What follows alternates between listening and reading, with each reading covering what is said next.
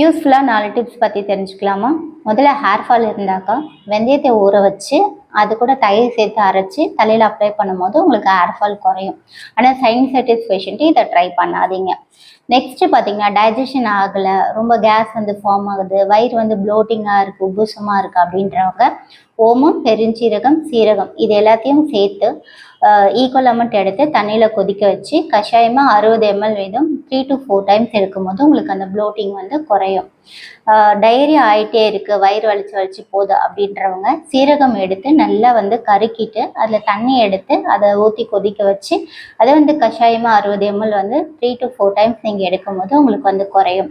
வயிறு வலி இருக்கும்போது லெமன் ஜூஸில் சுகருக்கு பதிலாக சால்ட் சேர்த்து குடிக்கும்போது உங்களுக்கு டயரியா குறையும். அப்படி இல்லைன்னா வசம்பு சுட்டு கருக்கி அதில் வாட்டர் ஆட் பண்ணி குடிக்கும்போது உங்களுக்கு குறையும்.